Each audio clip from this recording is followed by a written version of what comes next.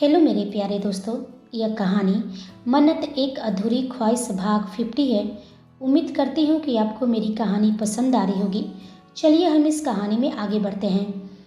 सुबह की हल्की किरणें कहीं सुकून भरी राहत लाने वाली थी तो किसी की जिंदगी पूरी तरह से पलट देने वाली थी। क्लब के उस आलीशान कमरे में राव गुस्से से पागल हो रहा था। हर मीडिया, हर रिपोर्टर्स, हर न्यूज़ चैनल, हर मैगजीन पर सिर्फ और सिर्फ वेदांश और मन्नत के प्यार के चर्चे छाए हुए थे। कल रात की पार्टी और वेदांश का दुनिया के सामने किया गया इजहारे इश्क, और जैसे ही उसे यह न्यूज़ मिली कि कियारा नहीं मन्नत अब ऑफिशियली वेदांश की है, राव पागल हो उठा था। उसे तो भरोसा ही नहीं हो रहा था कि न्यूज़ सच भी है। उसने अभी अभी वेदांश की मंगेतर कियारा के साथ रात बिताई थी और अब पूरी दुनिया कह रही है कि वेदांश राठौर की मोहब्बत मन्नत है। राव गुस्से से अपना बाल खींचते हुए लगभग चिल्ला उठा, झूठ, यह सब झूठ है। वेदांश राठौर, तू मुझसे खेल रहा है। मन्नत तुझे कैसे जानती है? तू कैसे मन्नत तक पहुंच गया? यदि वह तेरी है तो वह बेड पर सोई हुई कियारा पर नजर डालते हुए, ये कौन है? अभी उसके दिमाग में तूफान मचा था, सवाल पर सवाल।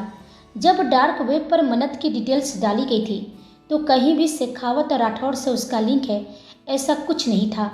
सोच सोच कर राव का दिमाग फट रहा था। वह गुस्से से कभी टेबल पर हाथ मारता तो कभी कमरे में रखे चीज़ों को जमीन पर फेंक देता। राव के इस अचानक क्रूर शोर से कियारा की नींद हल्की हल्की खुलने लगी थी। कल रात की ड्रिंक का नशा अभी भी उसके सिर पर चढ़ा हुआ था। राव की दहाड़ और सिर में तेज दर्द के बावजूद कियारा अपना सिर पकड़कर बेड से उठती है और फिर धीरे से टिक कर बैठ जाती है।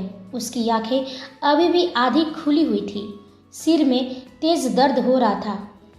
लेकिन अचानक जैसे ही उसके कानों में राव की सख्त आवाज़ पड़ी, उसे ऐसा लगा जैसे उसके पूरे शरीर में करंट दौड़ गया हो। उसके सिर का दर्द, आंखों का नशा सब एक पल में गायब हो गया। वो हैरानी से राव को घूर रही थी और अगले ही पल उसने महसूस किया कि उसके शरीर पर अभी कोई भी कपड़ा नहीं था। उसके शरीर में डर और आश्चर्य की एक भयानक लहर दौड़ गई। उसे तो कुछ पल समझने में लगा कि वह कहाँ थी और क्यों थी। उसने जल्दी से खींचकर कंबल को खुद को ओढ़ा। उसकी सांसें तेज हो गई। कियारा सामने राव को देख गुस्से से भर गई। वह सिसकते हुए कांपती आवाज में पूछी, कौन हो तुम? और यहाँ कैसे? और ये सब क्या है? उसे बिल्कुल भी याद नहीं था कि कल रात उसके और राव के बीच में क्या हुआ था। वहीं राव की आंखें खून जैसी लाल थी। वो पहले से ही गुस्से में उबल रहा था और अब कियारा का सवाल सुनकर उसका दिमाग जैसे और भड़क उठा। बिना कोई जवाब दिए वो झटके से उसके पास पहुंचा और उसके जबड़े को कसकर पकड़ लिया। कियारा दर्द से करहा उठी, लेकिन राव के चेहरे पर जरा भी रहम नहीं था। वह दांत पीसते हुए सख्त आवाज में बोला, बेबी, पहले मेरे सवालों का जवाब दो। क्या तुम सच में वेदांश राठौर की मंगेतर हो? कियारा की आंखों में आंसू भर आए। डर और दर्द के बीच उसने बहुत मुश्किल से सिर हाँ में हिला दिया।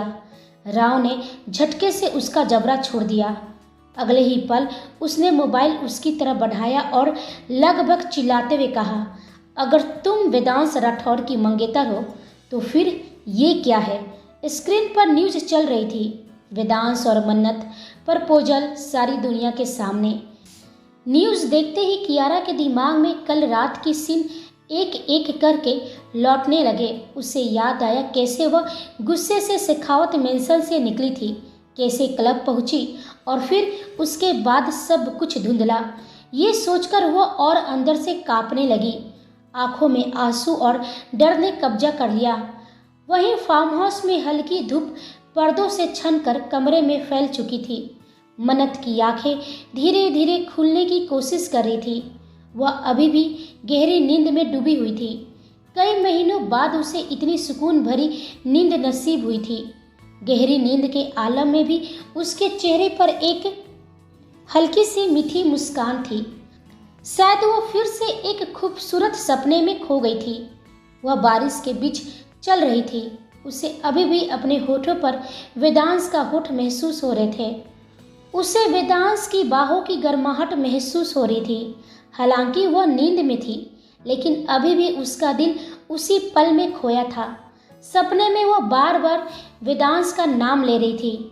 उसे ऐसा महसूस हो रहा था जैसे कि वह वेदांश के साथ है।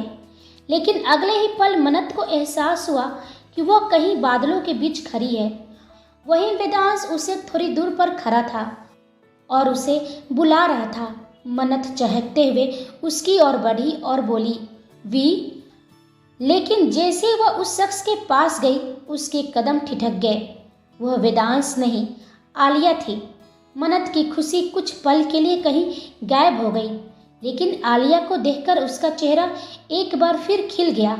वहीं आलिया हल्की मुस्कान के साथ बोली, कांग्रेट्स मन्नू, तुम्हारे चेहरे की खुशी और चमक साफ बता रही है कि तुम्हें वह मिल गया है जिसकी तुम्हें चाहत थी, जिसकी तुम्हें बरसों से इंतजार था। मन्नत मुस्कुराई और बोली, हाँ आलिया, और यह सब सिर्फ तुम्हारी वजह से हुआ है। अगर तुमने मुझे समझाया नहीं होता, अगर तुमने अपने वादों से मुझे मुक्त नहीं किया होता, तो शायद मैं वी के पास कभी वापस नहीं लौटती। वह एक पल रुकी, फिर भावुक होकर बोली, थैंक यू आलिया, तुमने मुझे अपने वादों से आज़ाद कर दिया। मैं सच में नहीं चाहती थी कि किंग तक पहुंचने के लिए मैं वी का इस्तेमाल करूं। उसकी आवाज़ में सच्चाई और दर्द दोनों थे। उनका इन सब से कोई लेना देना नहीं है। वो सिर्फ एक बिजनेसमैन है।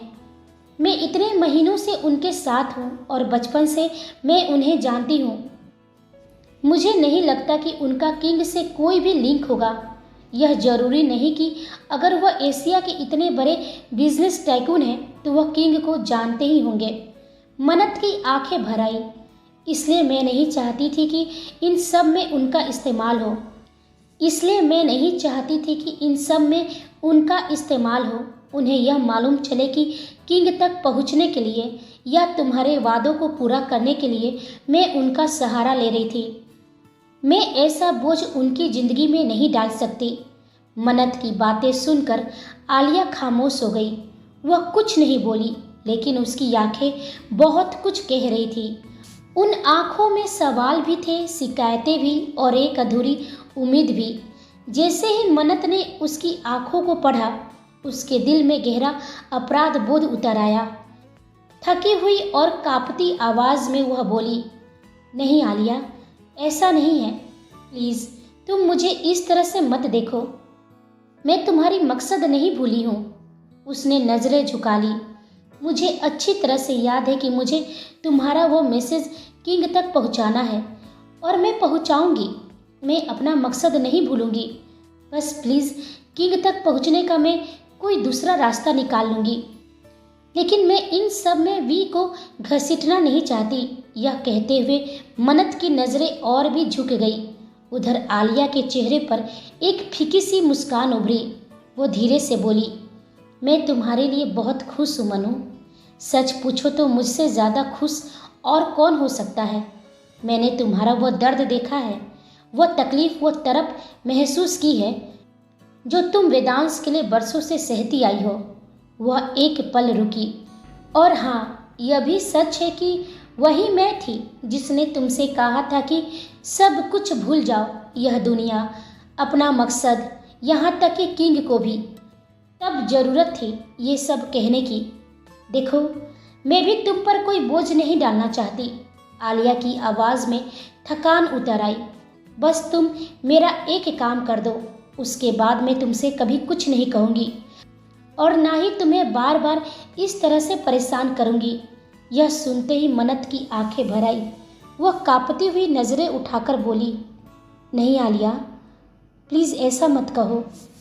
तुम मुझे परेशान नहीं करती हो। तुम तो मेरी वो साथी हो जो बिना कुछ कहे मेरी हर परेशानी समझ लेती है, हर समस्या सुलझा देती है। वह आगे बढ़कर बोली, बताओ ना, मैं ऐसा क्या करूं कि तुम्हें यकीन हो जाए कि मैं अपना मकसद नहीं भूली हूँ। आलिया ने नज़रें फेर ली। वह कुछ कदम दूर जाकर खड़ी हो गई और धीमे स्वर में बोली, कुछ खास नहीं मनु, जो मैसेज मैंने तुम्हें दिया है बस वही मैसेज वेदांश राठौर को सौंप दो, सिर्फ इतना ही। यह सुनते ही मन्नत सन रह गई। जिस इंसान को वो हर हाल में इन सब से दूर रखना चाहती थी उसी को इस खेल के बीच खड़ा कर दिया गया। मन्नत हक्की बक्की आलिया को देखती रह गई। कुछ पल तक वह बोल ही नहीं पाई, फिर हकलाते हुए बोली, ये क्या कह रही हो आलिया? मैं तो तुमसे यही कह रही थी कि मुझे इन सब में वी को नहीं घसीटना है। उनका कोई नाता नहीं है, न तुम्हारे से, न राव से, न उस मलिक से, और ना ही किंग के किसी भी मकसद से। वह एक शरीफ बिजनेसमैन है। प्लीज़ आलिया, मुझे इस तरह से बीच मझधार में खड़ा मत करो। मैं उन्हें इन सब में शामिल नहीं कर सकती। आलिया ने गहरी सांस ली और शांत लेकिन ठंडी आवाज़ में बोली, मैं तुम्हारी हालत समझती हूँ मन्नू, समझती हूँ कि तुम किस उलझन में हो। यही तो इंसान की सबसे बड़ी कमजोरी होती है। जब हम किसी से बेइंतहा मोहब्बत करते हैं और बदले में हमें भी वैसा ही प्यार मिलता है तो हम धीरे धीरे अपने असली मकसद से भटक ही जाते हैं। हम उस मोहब्बत के गुलाम बन ही जाते हैं। उसकी नज़रें मन्नत पर टिकी थी। देखो, मैं तुम पर कोई दबाव नहीं डाल रही हूँ, ना ही कोई बोझ। चलो सब कुछ किस्मत पर छोड़ देते हैं। तुम बस वो मैसेज वेदांश को दे दो। अगर किस्मत ने नहीं चाहा होगा तो वेदांश के सामने हजारों फाइलें आती है। क्या वो हर फाइल को गहराई से देखते हैं? नहीं ना। फिर यह भी वैसे ही दबा रह जाएगा। मन्नत की सांसें तेज हो गई। और अगर उसने वो मैसेज देख लिया तो समझ लेना कि किस्मत खुद तुम्हें उसी रास्ते पर ले जा रही है। यह कहते हुए आलिया का चेहरा और भी गंभीर हो गया। उसकी आवाज़ में अजीब सा यकीन था। कुदरत का मकसद कभी नहीं बदलता मन्नू। तुम्हें नई जिंदगी मिली है, तुम्हें मेरी आंखें मिली है। यह मौका खुद कुदरत ने दिया है तुम्हें, तो उस पर सवाल मत उठाओ। वह एक कदम आगे बढ़ी। बस तुम यही काम करो। ना तुम्हें वेदांश को इस खेल में घसीटना पड़ेगा, ना वह मोहरा बनेगा और ना ही तुम्हें गिल्ट महसूस होगा। लेकिन तुम्हें यह काम करना ही होगा, क्योंकि अगर तुमने यह नहीं किया तो तुम्हारी इस दूसरी जिंदगी का कोई मतलब नहीं रह जाएगा। मन्नत की आंखें भर आई थी। उसके कानों में आलिया की बातें गूंज रही थी। नींद में भी वो बेचैन होने लगी। उसके माथे पर पसीना छलक आया। अचानक वो झटके में उठकर बैठ गई, जैसे किसी गहरी नींद से डरकर जागी हो। उसकी सांसें तेज थी और चेहरे पर घबराहट साफ झलक रही थी। आंखें नम थी। उसने धीरे से आंखें बंद की और गहरी सांस लेकर खुद को संभालने की कोशिश की। कुछ पल बाद वह फुसफुसाई, मुझे यह करना ही होगा। फिर वो बेड से उठी और सीधे वॉशरूम में चली गई। कुछ देर बाद वो फ्रेश होकर बाहर निकली। कमरे में अजीब सी खामोशी थी। वह सीधे अपने लगेज के पास गई और उसे खोलने लगी। कपड़ों के नीचे बहुत ही छुपे हुए तरीके से रखा हुआ एक छोटा सा बॉक्स था। उसने वह बॉक्स बाहर निकाला। बॉक्स खोलते ही उसकी उंगलियां कांप गई। अंदर एक पेंडेंट रखा था, सूरज के आकार का पेंडेंट, जिसकी चमक अभी भी वैसी ही थी। उसे देखते ही मन्नत की सांस अटक गई। उसके आंखों के सामने अतीत की तस्वीरें तैरने लगी। वह दिन जब आलिया और वह साथ में थे। कार की रफ्तार, सड़क की आवाज़ें और फिर वह आखिरी पल। एक्सीडेंट से ठीक पहले आलिया की कांपती हुई आवाज़ उसके कानों में गूंज उठी, मनु, किंग तक पहुंचने का मेरा एक बहुत खास मकसद है। उस मकसद तक पहुंचना अब तुम्हारा काम है। मुझे नहीं पता मेरी ज़िंदगी मेरे साथ रहेगी या नहीं। अगर मुझे कुछ हो गया तो तुम इस मैसेज को किंग तक ज़रूर पहुंचाना। आलिया ने अपने गले से वही पेंडेंट उतारा था और मन्नत के गले में डाल दिया था। यह पेंडेंट है। तुम्हें कुछ करने और सोचने की ज़रूरत नहीं है। बस इसे किंग के हवाले कर देना। बाकी सब वह खुद संभाल लेंगे। किसी भी तरह इसे किंग तक पहुंचा देना। उसकी आंखों में आंसू थे। मैंने इस मैसेज को किंग तक पहुंचाने के लिए बहुत कुछ खोया है। अपने माँ बाप को खोया है, अपने भाई को खोया है। प्लीज़ मनु, इसे किंग तक पहुंचाना मत भूलना। मन्नत की आंखें भर आई। उसे हॉस्पिटल का वह पल भी याद आ गया जब वह होश में आई थी। उसके गले में वो पेंडेंट नहीं था। वह बदहवास होकर उसे ढूंढने लगी थी। तब डॉक्टर ने इलाज के बाद उसे वह वापस लौटा दिया था। उसी दिन से मन्नत ने उसे बहुत संभाल कर रखा था, अपनी सासों की तरह, अपने वादे की तरह। आज वही पेंडेंट उसकी हथेली पर था। वही क्लब। राव गुस्से से कियारा को घूर रहा था और वही कियारा को भी जैसे सब कुछ याद आया। उसका डर और दर्द सब खत्म हो गया। वो भी गुस्से से चीखने लगी। पहले यह बताओ, तुम हो कौन और तुमने मेरे साथ क्या किया है? यह सुनते ही राव के चेहरे पर सातिर शिकारी जैसी मुस्कान खिल गई। वह उसके करीब जाकर मदहोशी में उसे चिढ़ाते हुए बोला। कियारा की सांसें अटक गई, उसका गला सूखने लगा। राव बोला, ओह बेबी, तुम भूल गई क्या? तुम नशे में टूल थी, इसलिए शायद तुम्हें याद नहीं है। मैं हूं ना, एक एक पल एक्सप्लेन कर सकता हूं। और चाहो तो एक बार फिर हम। राव अपनी बात अधूरी छोड़ दी और कियारा को घूरने लगा। उसकी अधूरी बातों का मतलब और आंखों में हवस देख कियारा सब समझ गई। वह गुस्से में लेकिन कांपती आवाज में बोली, क्या बकवास है, ऐसा नहीं हो सकता। पक्का तुमने मेरे साथ जबरदस्ती की है। यह सुनकर राव जोर जोर से हंसने लगा। उसकी भयानक हंसी उस कमरे में गूंज रही थी। वहीं कियारा हक्की बक्की उसे देख रही थी। अचानक वह खामोश हो गया और फिर कुछ पल कियारा को घूरने के बाद बोला, बेबी, तुमने जबरदस्ती करने का मौका ही नहीं दिया और ऐसे भी तुम जैसी लड़की से मुझे झूठ बोलने की ज़रूरत नहीं है। कल रात तुम मेरी बाहों में थी। कितना तुमने मेरे साथ एंजॉय किया है मैं बता नहीं सकता। बहुत मज़ा आया तुम्हारे साथ। तुम तो पूरी तरह से भ्रम में थी। मुझे अपनी मंगेतर समझकर मेरी बाहों में कसती ही जा रही थी। कियारा ने दहशत में सिर हिलाया। झूठ, यह सच नहीं है, तुम झूठ बोल रहे हो। कियारा के अविश्वास से फ्रस्ट्रेटेड होते हुए राव बोला, फर्क नहीं पड़ता कि तुम भरोसा करती हो या नहीं, और अपना यह सती सावित्री बनने की एक्टिंग कहीं और करना। फिलहाल मेरा दिमाग सटका हुआ है, आई समझ में, इसलिए जो पूछ रहा हूँ साफ साफ बताओ। वेदांश राठौर तुझे क्यों छोड़ दिया? उसने तो तुझसे सगाई की थी ना? यह सुनते ही कियारा के चेहरे पर ठंडक उतर आई। उसके लिए यह अपमान से ज़्यादा उसकी सबसे बड़ी हार थी। वह गुस्से से काँप रही थी। वह टूटी हुई आवाज़ में नफरत से बोली, मेरी बहन मनु के लिए। जैसे ही राव ने यह सुना, उसकी भवें सिकुड़ गई। उसके चेहरे पर भ्रम, अविश्वास और एक भयानक सच्चाई का भाव उभर आया। वहीं राठौर इंटरप्राइजेस का कॉन्फ्रेंस रूम। आज एक बेहद अहम मीटिंग थी। कई दिनों से ऑफिस ना आ पाने की वजह से वेदांश की कई मीटिंग्स पेंडिंग हो गई थी और आज उसे एक के बाद एक सभी मीटिंग्स अटेंड करनी पड़ी थी।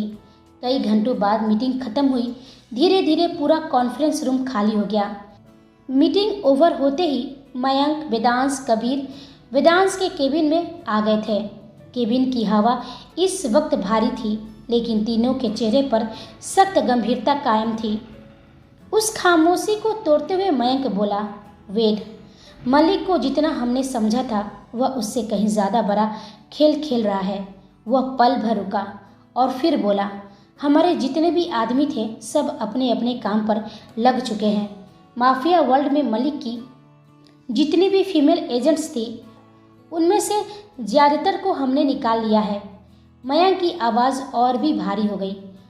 लेकिन वेद, बहुत सारी लड़कियां उसके लिए काम करते करते सुसाइड कर चुकी है और जिन लड़कियों ने उसका काम करने से मना किया उन्हें सीधे मौत दे दी गई है, वो भी भयानक।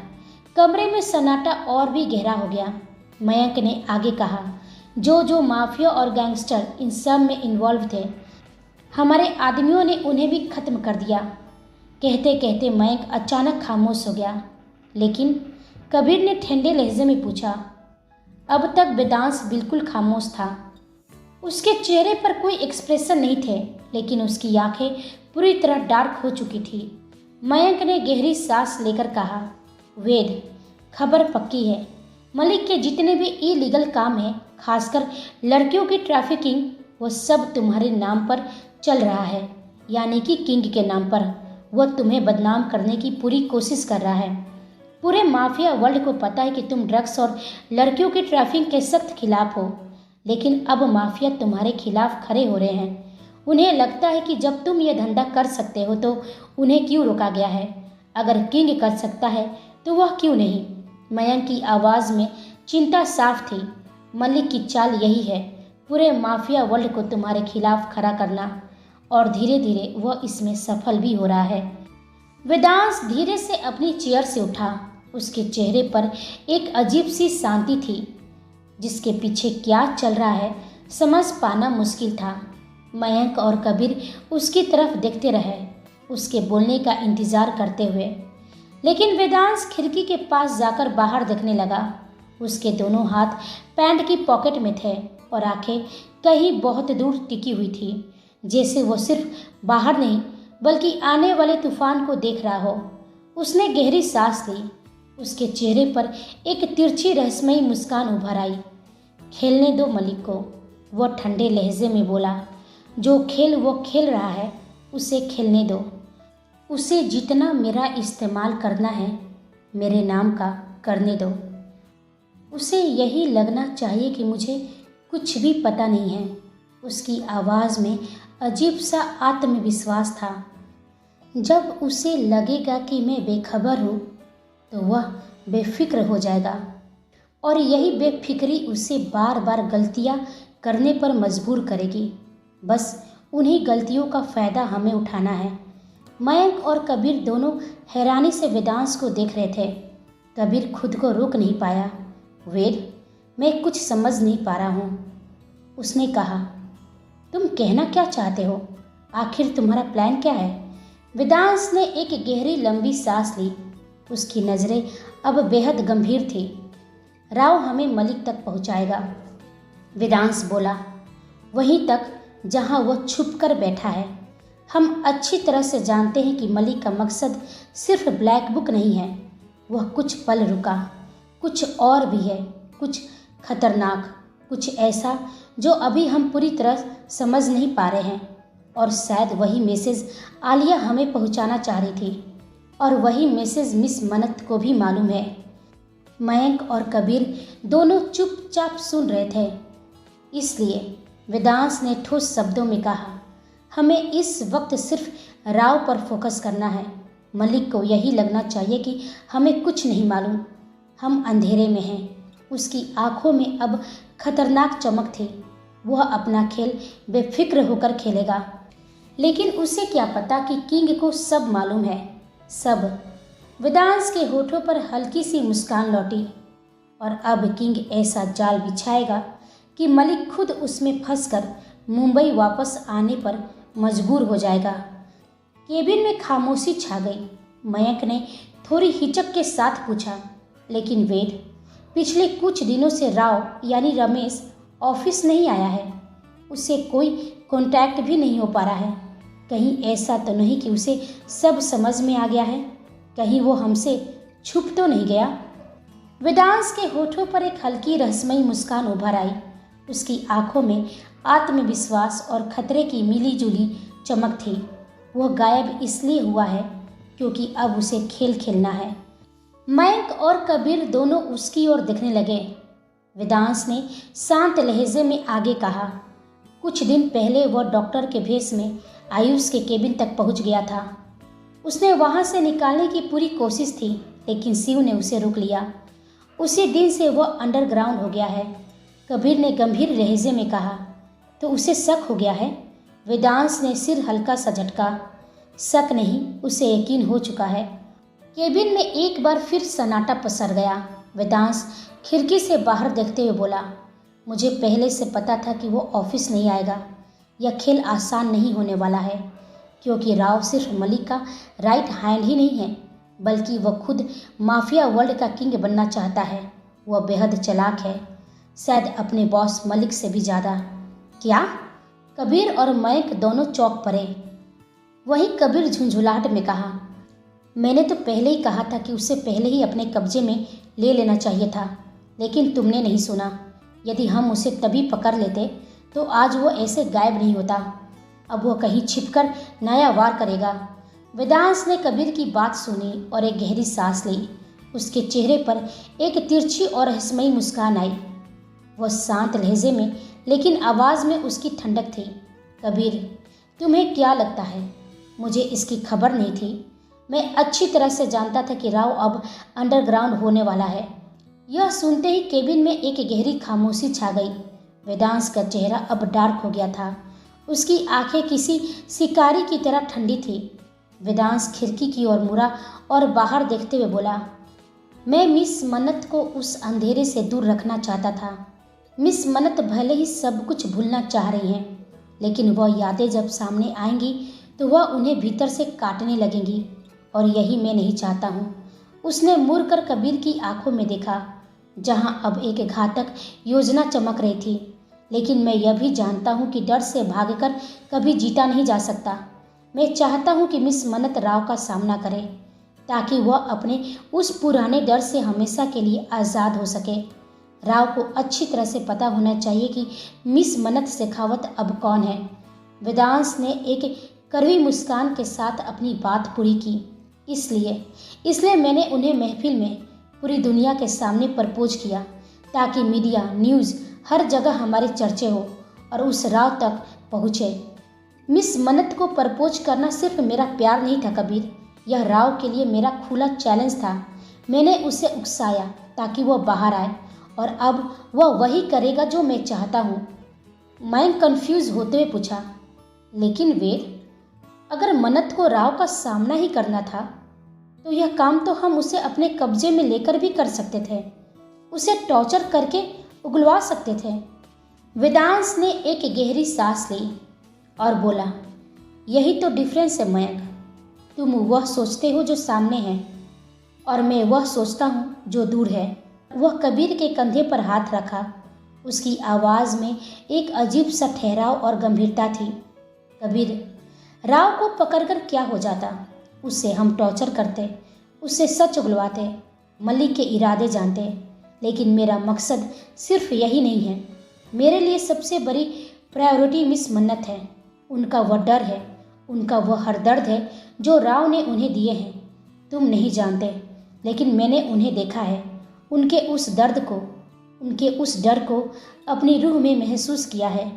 राव को इतनी आसानी मौत में नहीं दे सकता। मौत तो उसके लिए इनाम होगी, और मैं उसे इनाम नहीं, तबाही देना चाहता हूँ। जब उसकी मौत हो तो मैं उसकी आंखों में वही खौफ, वही छटपटाहट, वही दर्द देखना चाहता हूँ जो मैंने मिस मन्नत की आंखों में देखा है। मयंक और कबीर बिना पलक झपकाए वेदांश को सुन रहे थे। वेदांश ने आगे कहा, इसलिए यदि वो मेरे कब्जे में रहता तो उससे मिस मन्नत का डर और दर्द कम नहीं हो जाता, बल्कि वह तो जानती भी नहीं कि उसके साथ क्या हमने किया। इसलिए मैं चाहता हूँ कि राव और मिस मन्नत का आमना सामना हो, ताकि वह उस डर और अपने दर्द दोनों का सामना करे। और सबसे बड़ी वजह है राव को कब्जे में ना लेने की। मैं मिस मन्नत को किंग की दुनिया से दूर रखना चाहता हूँ। वेदांश के स्वर में एक अजीब सी भारीपन थी। मैं नहीं चाहता कि कभी उन्हें मेरी सच्चाई पता चले, कम से कम तब जब तक हमारे सारे दुश्मन जिंदा हैं। वो अभी इस हालत में नहीं है कि यह सब बर्दाश्त कर सके। इसलिए राव के लिए वेदांश राठौड़ जरूरी है, किंग नहीं। वेदांश की बातों की गहराई मयंक और कबीर अच्छी तरह से समझ रहे थे। वेदांश यहाँ सिर्फ और सिर्फ मन्नत के बारे में सोच रहा था। उसे सिर्फ मन्नत की परवाह थी। अभी वो तीनों अपनी चर्चा में डूबे ही थे कि अचानक केबिन का दरवाज़ा जोर से खुला। उन तीनों की नज़रें एक साथ दरवाजे पर जाकर टिक गई। वहाँ मन्नत खड़ी थी। उसे देखते ही वेदांश की आंखों में चमक आ गई, और वहीं कबीर और मयंक के चेहरे पर स्माइल तैर गई। लेकिन मन्नत का हाल अलग था। उसका मुंह गुस्से से फूला हुआ था और वह सीधे वेदांश को घूर रही थी। वह तेजी से अंदर आई और कबीर मयंक को पूरी तरह इग्नोर करते हुए सीधे वेदांश पर बरस पड़ी। वी, यह क्या है? आप मुझे अकेले फार्म हाउस पर छोड़कर ऑफिस चले आए। आपने बताया क्यों नहीं कि आप ऑफिस आ रहे हैं? मुझे उठाया क्यों नहीं? वेदांश अपनी चेयर पर आराम से बैठा उसे देख रहा था। मैं आराम से सो रही थी और जब उठी तो पूरे फार्म हाउस में आपको ढूंढ रही थी। आपने एक फ़ोन कॉल तक नहीं किया। मैं कितनी परेशान हो गई थी, आपको अंदाज़ा भी है। मन्नत के इन मासूम शिकायतों को सुनकर वेदांश के चेहरे पर एक हल्की सी स्माइल आ गई, लेकिन वह जानबूझकर खामोश रहा। उसे इस तरह शांत देखकर मन्नत और चिढ़ गई। मैं आपसे कुछ पूछ रही हूँ और आप मुस्कुरा रहे हैं। मैंने कोई जोक सुनाया? ऐसा भी क्या है वी? तभी वेदांश ने अपनी गर्दन हल्की सी झुकाई और अपनी आंखों के इशारे से मन्नत को पीछे देखने को कहा। मन्नत को जैसे ही एहसास हुआ कि वह अकेली नहीं है, उसने धीरे से पीछे मुड़कर देखा। वहाँ कबीर और मयंक हाथ बांधे अपनी हंसी रोकते हुए उसे ही देख रहे थे। एक पल में मन्नत का सारा गुस्सा गायब हो गया और उसकी जगह गहरी शर्म ने ले ली। उसकी आंखें झुक गई और उसने शर्मिंदगी में अपने होठों को दांतों तले दबा लिया। तभी मयंक हंसते हुए कहा, लगता है हम गलत समय पर गलत जगह हैं, क्यों कबीर? वही मन्नत अपनी आंखें टिमटिमाते हुए अपने होठों को हल्के से खोलते हुए बेहद मासूमियत से बोली, भाई सॉरी, मैं सच में नहीं जानती थी कि आप और मयंक यहीं खड़े हैं। तभी मयंक हंसते हुए बोला, सॉरी तो हमें बोलना चाहिए मनु, वरना हम तो इतना अच्छा मोमेंट मिस ही कर देते। जिस वेदांश राठौर के सामने अच्छे से अच्छे लोगों का मुंह बंद रहता है, यहाँ तक कि हम खुद नहीं बोल पाते, तुम तो उसे ऐसे डांट रही हो जैसे वह कोई छोटा सा बच्चा हो। सच में देखकर मजा आ गया। मयंक ने जैसे यह बोलकर वेद की तरफ देखा, वेदांश की जलती हुई निगाहें उस पर जा टिकी। मयंक ने तुरंत अपने होठों पर उंगली रख ली और खामोश हो गया। वहीं कबीर मन्नत के पास आया और प्यार से उसके गालों पर हाथ रखकर बोला, बच्चा कैसी हैं आप?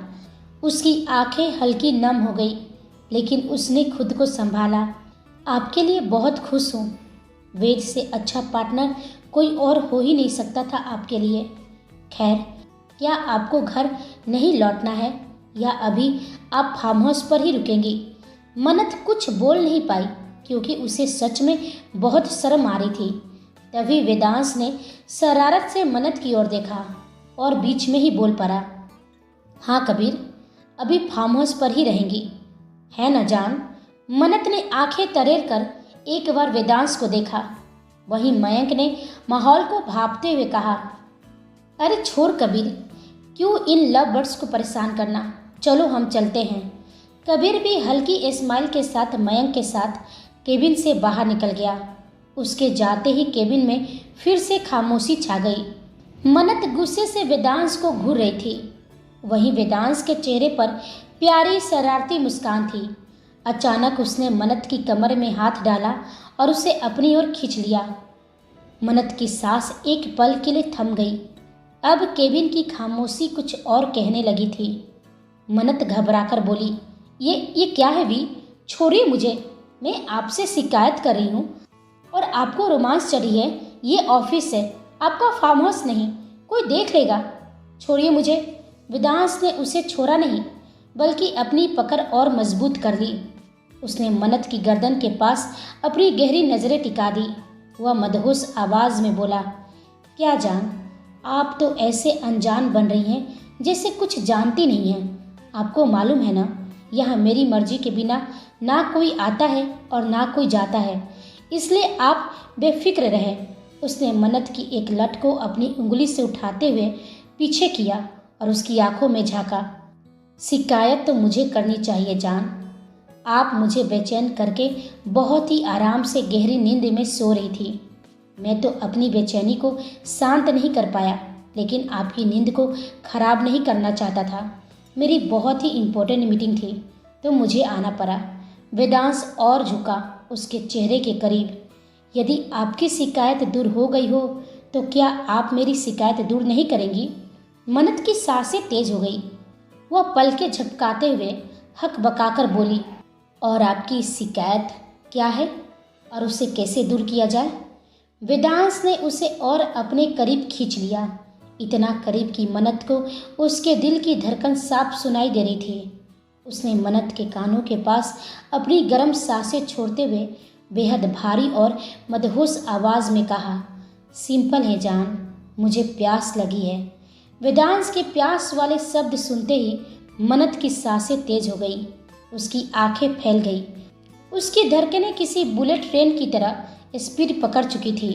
वह वेदांश के कहने का मतलब साफ समझ रही थी, लेकिन अपनी शर्म को छुपाने के लिए अनजान बनते हुए बोली, अभी आपको प्यास लगी है तो पानी पी लीजिए, प्यास तो पानी से ही बुझती है ना?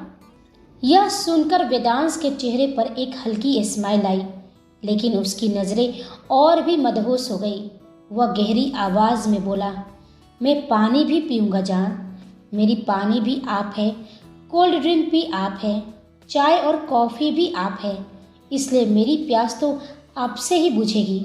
उसकी नज़रें मन्नत के होठों पर जम गई। मन्नत का गला सूखने लगा था। वह घबराकर बोली, देखिए आप यह नहीं कर सकते, आप अभी कुछ घंटे पहले ही मेरे होठों को देखिए, मेरे होठ कैसे सूज गए हैं, और एक बार फिर नहीं, प्लीज़ नहीं। नहीं, वेदांश ने बहुत करीब आकर उसकी आंखों में देखा, लेकिन आपके होठ तो सही सलामत है जान, कोई बहाना नहीं चलेगा। एक बार आपकी इजाज़त ले चुका हूँ, अब यह मेरा हक है, मुझे अब इजाज़त की ज़रूरत नहीं है। मन्नत कुछ कहती उससे पहले ही वेदांश ने उसके होठों को अपने होठों में जब्त कर लिया। मन्नत ने शुरुआत में नखरे किए, वह उसके सीने पर हल्के हल्के मुक्के मारती रही, लेकिन वेदांश की छुअन में वह जुनून था कि मन्नत धीरे धीरे पिघलने लगी। वह भी धीरे धीरे उस किस में शामिल होने लगी। उसके हाथ खुद ब खुद उसके बालों में कस गए। दुनिया से बेपरवाह, समय से बेपरवाह, वह दोनों बस एक दूसरे में खोए जा रहे थे। केबिन की हवा में सिर्फ उनकी गर्म सांसें और धड़कनों का शोर था। वेदांश मन्नत के होठों पर अपने होठों की छाप छोड़े जा रहा था। वही मन्नत की सांसें भारी होने लगी थी और अब वह पूरी तरह उसकी बाहों में पिघल चुकी थी। जैसे ही वेदांश को महसूस हुआ कि मन्नत की सांसें उखड़ रही है, वह झट से उसके होठों को छोड़ देता है। दोनों एक दूसरे के बेहद करीब खड़े गहरी गहरी सांसें ले रहे थे। मन्नत का चेहरा शर्म से इतना लाल था कि मानो खून उतर आया हो, लेकिन वेदांश के होठों पर एक विजेता वाली मुस्कान थी। उसने मन्नत को एक बार फिर अपनी मजबूत बाहों में भरा और फुसफुसाते हुए बोला, अब आपकी बातें सच प्रूव हो गई है। मन्नत ने उसे घूर कर देखा, उसकी आंखों में अभी भी धुंधलापन था। आपका मतलब? वेदांश उसे खींचते हुए केबिन में लगे उस बड़े से शीशे के पास ले गया। उसने मन्नत को शीशे के सामने खड़ा किया और खुद पीछे से उसे अपनी बाहों में भर लिया। उसने अपनी ठोड़ी मन्नत के कंधे पर टिकाई और इशारे से उसे शीशे में देखने को कहा। मन्नत ना समझी में खुद को शीशे में देखी और देखते ही उसकी आंखें हैरानी से फैल गई।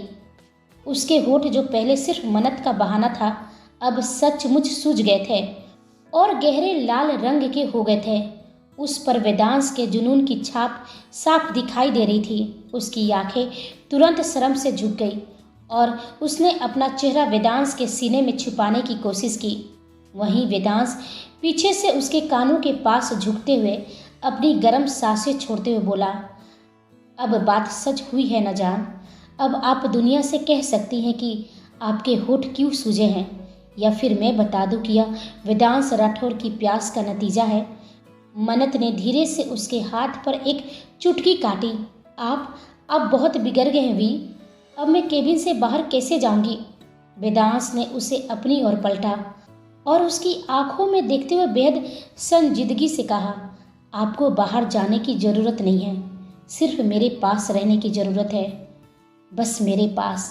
मन्नत उसकी आंखों में देखती रही, जहां उसे अपने लिए ढेर सारा प्यार दिख रहा था। फिर वेदांश अपनी चेयर पर आराम से बैठ गया और बड़े अधिकार के साथ मन्नत को अपनी गोद में बिठा लिया। उसके चेहरे पर अब वह शरारती मुस्कान गायब हो गई और उसकी जगह एक गहरी गंभीरता ने ले ली। उसने मन्नत की आंखों में सीधे देखते हुए पूछा, अब बताइए, आप इतनी परेशान क्यों थी? आपको मुझसे कुछ कहना है ना? मन्नत हैरानी से उसे देखने लगी। उसे लगा था कि वह अपनी परेशानी छुपाने में कामयाब रही। आपको कैसे मालूम कि मैं परेशान थी और मुझे आपसे कुछ कहना था। वेदांश ने उसके चेहरे से एक लट हटाते हुए बेहद धीमी और मखमली आवाज़ में कहा, आपकी हर सांस का एहसास है मुझे, लेकिन मैं आपका मूड हल्का कर देना चाहता था, इसलिए उस वक्त कुछ नहीं कहा। अब बताइए, क्या बात है जो आपको परेशान कर रही है? मन्नत कुछ देर तक खामोश रही, जैसे शब्द बटोर रही हो। उसने एक गहरी सांस ली और वेदांश की आंखों में आंखें डालकर बोली, वी, आप जानते हैं कि मैं किंग को ढूंढ रही हूँ। मैंने आपसे पहले भी कहा था कि मुझे किंग से मिलवा दीजिए। वेदांश के शरीर में एक हल्की सी हलचल हुई, लेकिन उसने अपनी भावनाओं पर पत्थर जैसा काबू पा लिया। उसकी आंखें और भी डार्क हो गई। आप इस शहर के नहीं, पूरे एशिया के इतने बड़े बिजनेसमैन हैं। आपके कॉन्टैक्ट्स बहुत ऊपर तक होंगे। क्या आप वाकई किंग को नहीं जानते? क्या आप सच में मेरी मदद नहीं कर सकते? मन्नत की आवाज़ में उम्मीद और बेबसी दोनों थी। उसे जरा भी अंदाज़ा नहीं था कि जिस किंग को वह पूरी दुनिया में ढूंढ रही है, वह उसे ही अपनी गोद में थामे बैठा है। वेदांश खामोश रहा। उसके दिमाग में एक ही बात गूंज रही थी, जब आपको पता चलेगा कि किंग और वेदांश राठौर एक ही हैं, तो आप टूट जाएंगी जान। मन्नत ने वेदांश के हाथों को इतनी मजबूती से थामा जैसे वह उसे किसी आने वाले तूफान से बचा रही हो। उसकी आंखों में वेदांश के लिए जो पवित्र विश्वास था, वह वेदांश के कलेजे को चिर रहा था। जानती हूँ वी, आप एक सिंपल से बिजनेसमैन हैं। आपका किंग से कोई कनेक्शन नहीं होगा। मुझे आप पर पूरा विश्वास है, लेकिन मैं आपसे कुछ छिपाना नहीं चाहती हूँ। जो कियारा की असिस्टेंट बनकर मेरे साथ शेखावत मेंशन आई थी, वह जैस्मिन है। वह असल में मलिक की जासूस है। वेदांश के चेहरे पर एक सिकन तक नहीं आई। वह यह सब पहले से जानता था, लेकिन वह मन्नत को सुनता रहा। वह यहाँ आपके बारे में सब कुछ पता करने आई थी। मैंने उसे बहुत समझाया कि आपका किंग से कोई कनेक्शन नहीं है, लेकिन वह नहीं मानी। उसका कहना था कि आप जैसे बड़े बिजनेस टाइकून का माफिया से कनेक्शन होता ही है। मन्नत थोड़ी मायूस हुई। उसकी आंखों में एक डर सा तैर गया। उसने वेदांश के चेहरे को अपने हाथों में भरा और भराई आवाज़ में पूछी, बताइए ना वी, यही सच है ना? आपका किंग से कोई कनेक्शन नहीं है? आप उसे नहीं जानते, है ना? वेदांश पूरी तरह खामोश हो गया। केबिन में घड़ी की टिक टिक भी अब सुर लग रही थी। वह मन्नत की आंखों में देख रहा था, जहां उसके लिए अथाह प्यार था। वह मन्नत से झूठ नहीं बोलना चाहता था, लेकिन सच बोलकर वह उसे खोने जैसा था। वेदांश के दिमाग में युद्ध चल रहा था। एक तरफ वो वेदांश था जिसे मन्नत प्यार करती थी, शांत, शालीन और सफल। दूसरी तरफ वो किंग, जिससे मन्नत मदद मांग रही थी, खूंखार, बेरहम और अंधेरे का राजा। वेदांश ने एक लंबी और भारी सांस ली। उसने मन्नत के माथे को चूमा और अपने मन ही मन सोचा, अगर मैंने आज हाँ कह दिया तो आप मुझसे दूर हो जाएंगी, और अगर ना कहा तो यह मेरा आपसे पहला सबसे बड़ा झूठ होगा। उसने धीरे से मन्नत को अपनी गोद से उठाया और उसे चेयर पर बिठा दिया और खुद उठकर खिड़की के पास चला गया, क्योंकि वह इस वक्त मन्नत की उन मासूम आंखों से नजरें मिलाने की हिम्मत नहीं जुटा पा रहा था। उसकी खामोशी मन्नत को डरा रही थी। वेदांश मन ही मन सोच रहा था, आप मुझ पर कितना भरोसा करती हैं जान, और मेरा सच उसी भरोसे की नींव हिला देगा। मैं आपको कैसे बताऊं कि जिस किंग को आप ढूंढ रही हैं, वह कोई और नहीं, मैं ही हूँ। वही मन्नत अपने पॉकेट से वह पेंडेंट निकालती है और अपने मन में बोली, क्या करूं? क्या मैं इसे वी को दे दूं?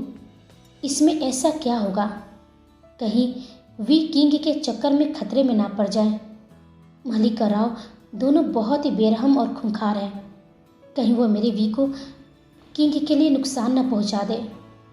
फिर उसके कानों में आलिया की बात गूंजी, तुम्हें करना ही होगा मन्नू। मन्नत गहरी सांस लेकर आगे बढ़ी ही थी कि केबिन का दरवाज़ा अचानक खुला। दोनों की नज़रें दरवाजे पर टिक गई। वहाँ संध्या राठौर खड़ी थी, गुस्से से भरी हुई। उनकी जलती आंखें सीधे वेदांश पर टिकी हुई थी। चेहरे पर शक्ति थी, जैसे अंदर दबा तूफान अब बाहर आने वाला हो। वेदांश एक पल के लिए स्तब्ध रह गया। उसने अनजाने में एक नज़र मन्नत पर डाली, फिर वापस अपनी माँ संध्या राठौर पर।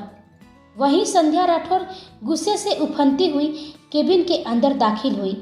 उनके पीछे ऑफिस के सिक्योरिटी गार्ड्स बदहवास खड़े थे, जिन्होंने उन्हें रोकने की हिम्मत की थी। वेदांश ने एक ठंडी नज़र उन पर डाली और उन्हें बाहर जाने का इशारा किया। गार्ड्स तुरंत वहां से गायब हो गए। वहीं वेदांश या मन्नत कुछ कहने या समझने की कोशिश कर ही रहे थे कि अचानक पूरा केबिन एक तेज गूंज से भर गया। क्या होगा कहानी में आगे? क्यों संध्या राठौर ने वेदांश को मारा था थप्पड़? क्या मन्नत वेदांश को उस पेंडेंट का सच बताएगी? और क्या कियारा राव की जाल में फंसकर उसका हर बात मानेगी? या अब खुलेंगे मन्नत के सामने संध्या और वेदांश राठौर के रिश्ते का सच? यह हम सब जानेंगे अगले भाग में। तब तक आप हमारे चैनल के साथ बने रहिए। लाइक, शेयर, कमेंट और सब्सक्राइब करना बिल्कुल ना भूलें। आप सभी को मेरी कहानी सुनने के लिए धन्यवाद।